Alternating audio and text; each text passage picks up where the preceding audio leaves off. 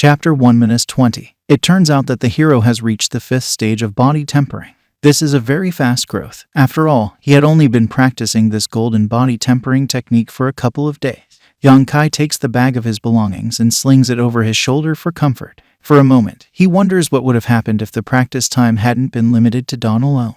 After a while, the hero is lucky. He manages to catch a rabbit. He looks around, mentally noting that he's already walked about 30 miles from the entrance. If he decides to go further, he may encounter dangerous beasts that he can't provoke yet. Because of such objective and correct thoughts, Yongkai realizes that he is still very weak. He moves on, reflecting on his position.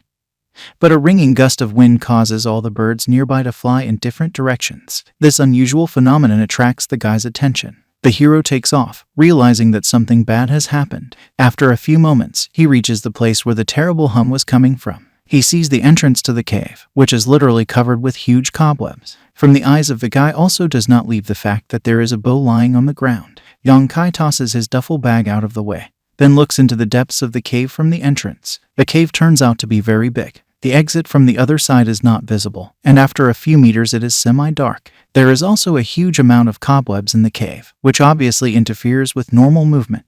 The hero starts moving forward. He is not very comfortable in such a place, but everything indicates that someone has fallen into the clutches of a monster. Going deeper into the cave, the guy stumbles upon several skeletons that are wrapped in cocoons of cobwebs. After that, Yongkai notices a living person in the same cocoon in front of him. He recognizes it immediately. This is Zhang Shan. The guy puts 2 fingers to the man's nose, then notices that he is still breathing. The man comes to his senses abruptly, noticing the hero. He tells him that the spider dragged the boy inside the cave. The hunter asks you to save him. Yongkai tries to untie the spider cocoon that Zhang Shan is trapped in, but he quickly realizes that these threads will be difficult to cut, deciding that now is not the time to untie the man's cocoon. The boy goes forward, deeper into the cave, telling the man that he will save the boy and let Zhang Shan wait for him here. The man thanks the guy for this, warning him to be careful because this spider is huge. Chapter 1-21. After some time, Yongkai reaches a huge recess of the cave, in which there is a huge spider web. The owner of this place is sitting on it, dealing with another victim. There's a pile of human skeletons on the ground, wrapped from head to neck in cocoons of cobwebs. The hero also notices that the monster has already sunk its fangs into the boy. He realizes that this is not a good sign. The guy demands that the spider stop, but the monster does not listen to him. Then he runs up and jumps and charges the monster's belly with his fist. From such a powerful blow, the web breaks and the boy falls to the ground. The hero and spider land on a hard surface. Yongkai takes off, wanting to grab the boy and run away. He has no desire to face off against a huge spider. The 6-legged monster has its own views on this situation. She very confidently closes the distance, then knocks the guy off his feet, looming over him. The guy doesn't get lost noticing that the lower part of the monster is open. He punches the spider's belly. The blow throws the monster slightly, but the hero does not have time to get out from under it, so he adds a kick in the same place, knocking the spider back. Yongkai realizes that the risk of being poisoned is too great, so he shouldn't waste any more time. In addition, the guy has doubts that he can handle such a simple monster at his current level of strength. The hero turns his gaze to the boy in the cocoon, realizing that if he does not hurry, he may die. The spider immediately takes advantage of this. It sticks to the wall, then releases a stream of cobwebs from its belly. The guy manages to jump out of the way, avoiding the attack. Then Yongkai notices that the big monster abruptly stops firing. In his mind, the dark-haired man wonders what his opponent is up to. He looks around, noticing that the exit from this cave is sealed with cobwebs. The guy realizes that the monster wants to make them stay to die in this place. Then he notices that the spider decides to take action. Yongkai deftly dodges the spider web's shots, confidently closing the distance. The hero acts too confidently, shortening the distance and gaining speed. He tries to hit the monster with a jump, but the guy does not take into account the fact that with such a direct attack, he opens up a lot. One of the spider's sharp paws strikes ahead of the other. Yongkai notices this late, and it's impossible to avoid the attack in the air, so he puts his hands out in a cross-shaped block in front of him, knowing full well that the monster will get him first. A sharp spider limb pierces the hero's right arm. The monster looms over another victim.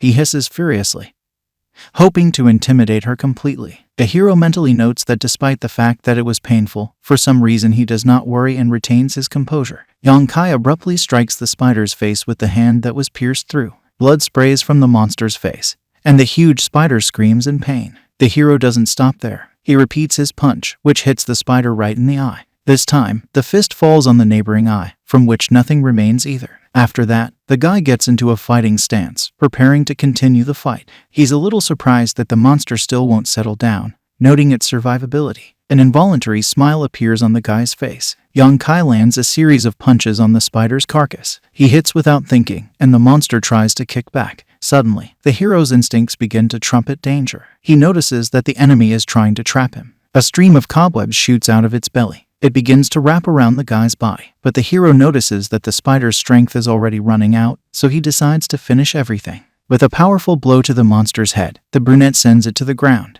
Young Kai is a little surprised that he could kill such a beast. He points out that even if it's only a wild beast, but at its 5th stage of body tempering, it would be difficult to deal with it even though it didn't suffer much damage. After making sure that the monster is still defeated, the hero pulls out the sharp leg of the spider from his hand, and then unties his body from the web that managed to get on it during the battle. Then he picks up the boy and starts walking back. Zhang Shan runs out to meet them. He immediately asks a question about the condition of the boy, who is still not recovered. It can be seen that the hunter is very concerned about this.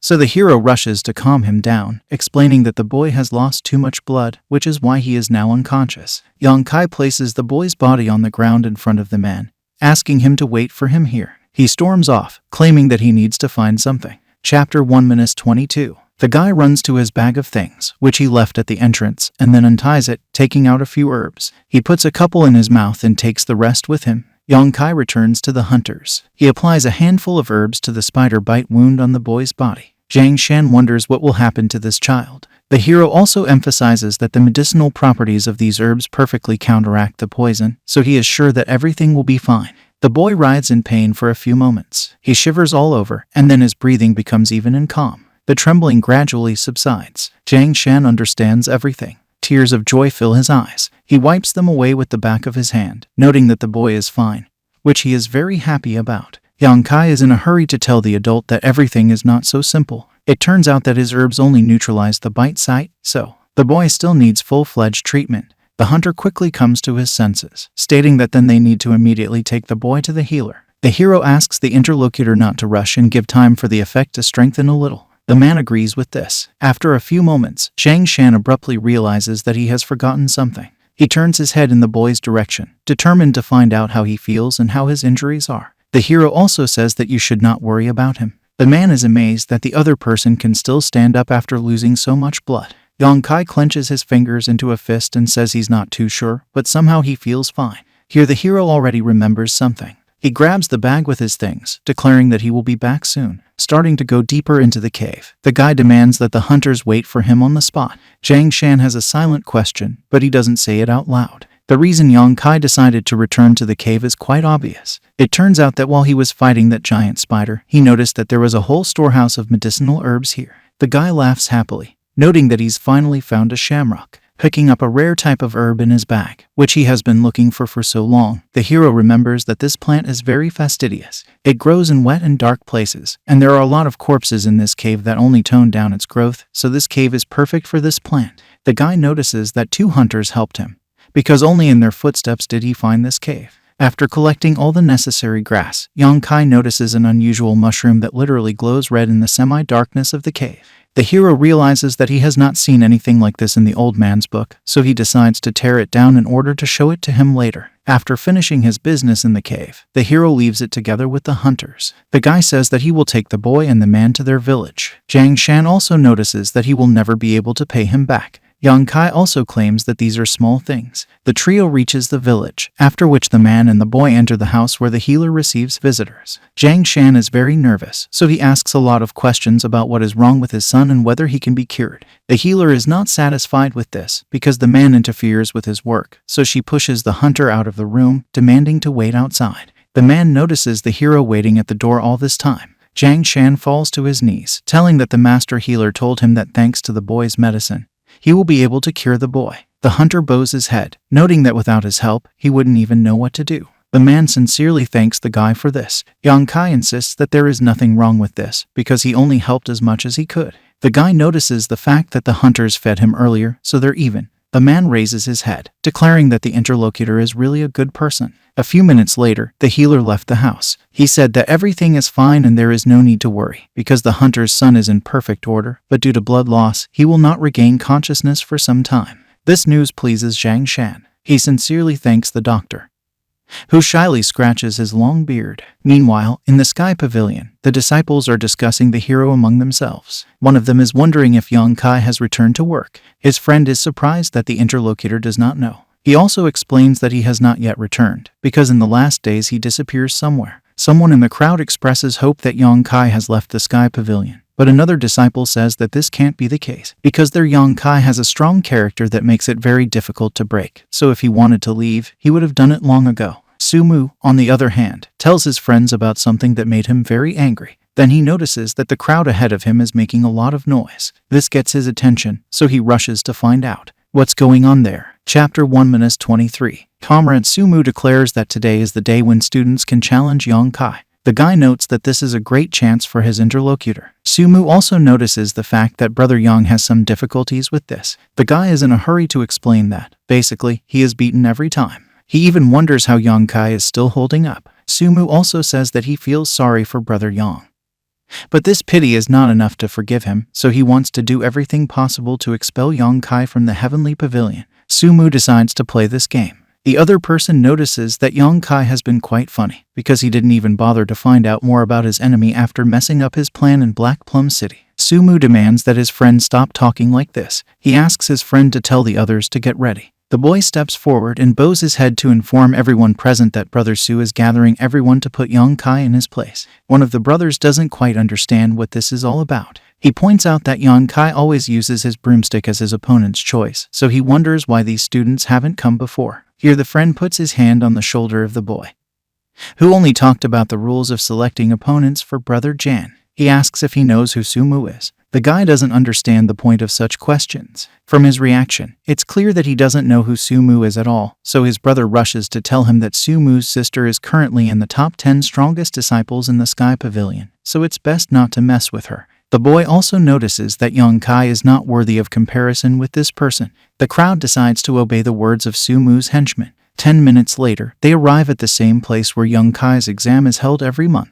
The guy, so eager to take revenge on the hero for the destroyed plan, hurries to clarify why Ian has not yet appeared. His companion doesn't know the exact answer himself, only noticing the fact that he usually always showed up at this time to sweep the square. He suggests checking out the hero's hut. Sumu stresses that his opponent is only delaying the inevitable. He orders his companion to lead him. At this time, the disciples of the Heavenly Pavilion notice Brother Su's unusual movements. One of them asks a logical question about what Sumu is going to do, and the student standing next to him says that he doesn't know anything, but they should definitely look at it. After some time, Su gets to the hero's hut. The companion makes it clear that Yang Kai is left to his own devices. That is, he takes care of his own food, clothing, housing, and so on. The student suggests that this hut may have been built by him. Sumu accepts these words, but he doesn't care much about them. He steps forward, then loudly demands that Yang Kai stop hiding and come out of his house. Sumu's response is absolute silence. This makes him angry, so he declares that if Yang Kai doesn't show up right away, he will force him to come out. Again receiving no response, he orders his companion to open the door. The boy knocks the door to the hero's hut with his foot and looks at it from the threshold. Sumu is waiting for him outside. After a few moments, a friend reports that there is no one inside. He also assumes that Yang Kai was on guard all along, so he managed to escape in time. Sumu doesn't really believe in such things. The Sky Pavilion disciples who followed Sumu start to whisper among themselves. Odin notices the fact that he hasn't seen Brother Jan for several days. Another person thinks that the guy immediately packed up his belongings and ran away as soon as he found out who Sumu was. The latter, by the way, is dissatisfied with this development of events. He notices that even if his opponent has escaped, his hatred cannot be extinguished just like that. Sumu orders a torch to be brought so that he can burn down his house. This puts everyone present in a stupor, even Comrade that, doing all of Sumu's errands. He was taken aback by this statement, so he hurries to dissuade him from such actions, considering that this is too much. Sumu doesn't understand what he's afraid of, because you can just say that this straw just caught fire. After this explanation, Sumu demands that his friend hurry up. The latter, in turn, accepts such an order. When a torch is caught in Sumu's hand and he begins to slowly move towards the hut, intending to set it on fire, a hand falls on his shoulder, the owner of which clarifies what he is up to. Then a man's voice from behind rushes to find out why the guy should set fire to his house. Sumu clings to the words that this is the other party's home. After a moment, he realizes that Yongkai is standing behind him. He jumps back sharply, breaking the distance. Sumu immediately asks about how Yongkai dared to touch his shoulder. It is obvious that Sumu thinks that the other party knows very well who he is, so the hero should be afraid of him because of his status. The guy also finds out that the same hero from the village of Black Plum is standing in front of him. He elaborates with a mocking smile. Sumu is very angry about this, so he says that he didn't forget about that incident, so today Yongkai will be punished. Yongkai still decides to ask if the other person has something to do with him. Sumu, on the other hand, sees this as just another joke, so he demands that the hero stop being so naive. He also wants to see how his opponent will talk after the duel. Yongkai also asks if Sumu wants to challenge him. Sumu, on the other hand, looks at the opponent who is waiting for an answer to his question. He doesn't understand why Tom is so confident, as if he's already won. It doesn't escape Sumu's gaze that his opponent is badly battered. In his mind's eye, he notes that there isn't even a living spot on Yongkai's body. Sumu couldn't help but wonder what had happened to his opponent.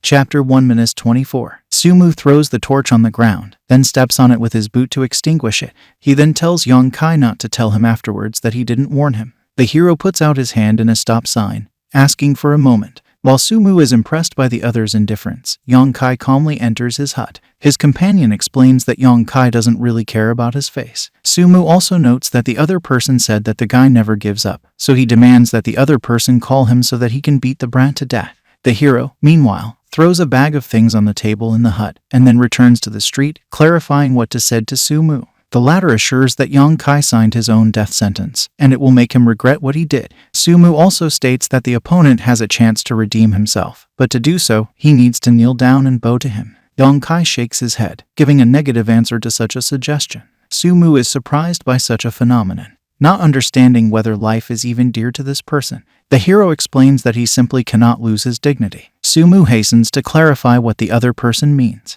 Yongkai, on the other hand, is surprised that the other person didn't understand him because he seemed to be talking about obvious things. Sumu isn't interested in all this. He only suggests that you think carefully about your answer. The hero also asks a logical question about whether Sumu has connections in this place. In his mind's eye, he knows that he wouldn't have burned down his house without some cover from the sect. Yongkai knows from the other person's face that he has hit the bull's eye, so he asks if this person has a high status in the sect. Raising his nose high, Sumu confirms the other party's guesses, stating that he also has a sister and brother who are core students, so if he asks them, they will nail him with one finger. The hero approaches the guy, putting his hand on his shoulder and saying that this is truly frightening.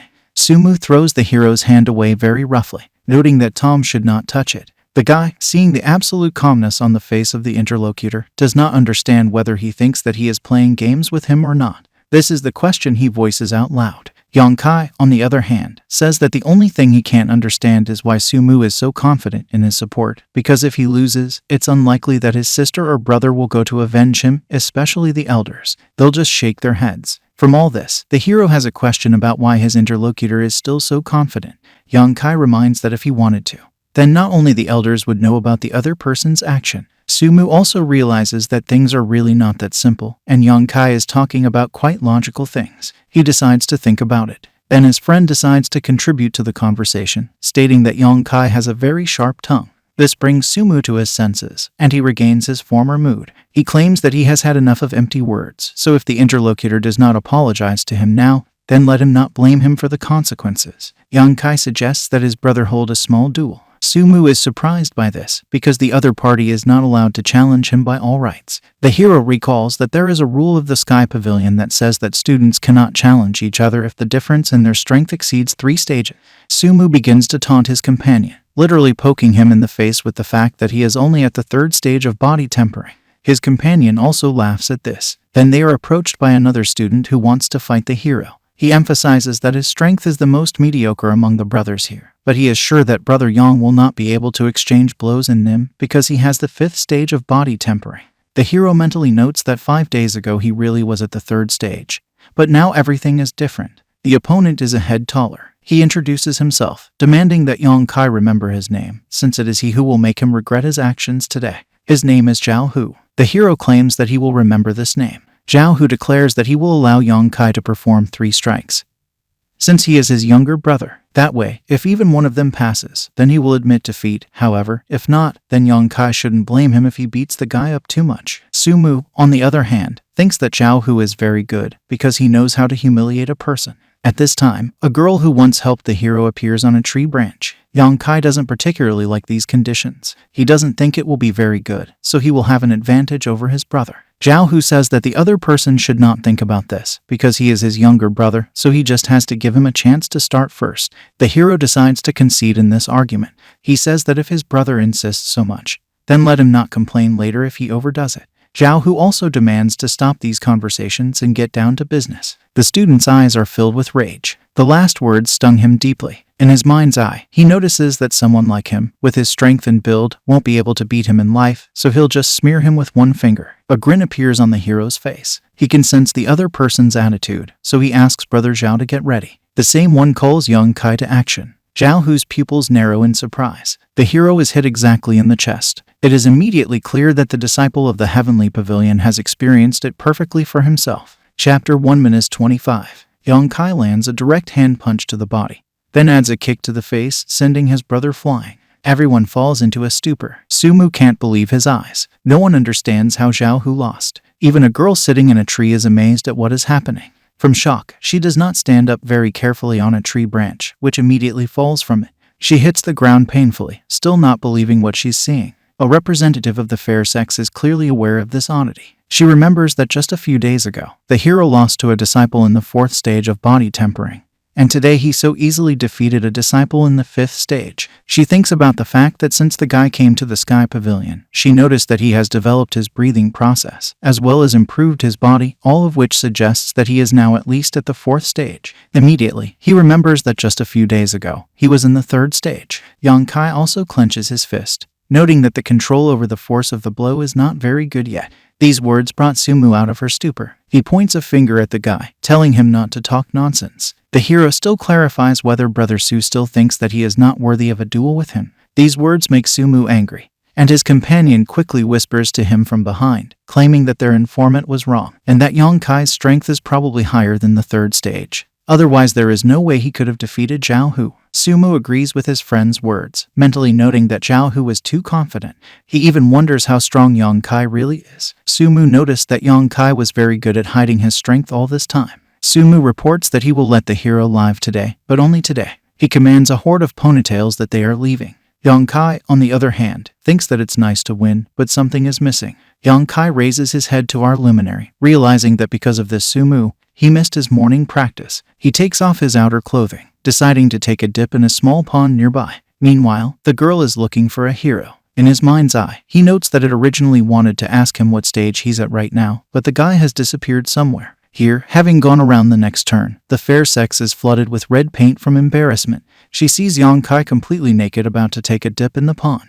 A girl looks out from behind a tree, cursing the guy and calling him shameless because it is not appropriate to wash naked in broad daylight. The hero also washes off the dirt and dried blood, thinking that he should hurry. After finishing the water treatment, Yang Kai puts on the clothes of a disciple of the Heavenly Pavilion. He goes to the house to get a broom and get to work. Privately, he stresses that it's been a few days since the last cleaning, so it's time for him to get back to his duty. Although the guy believes that there are still many things that need to be done, but he believes that you should always do what you have taken on.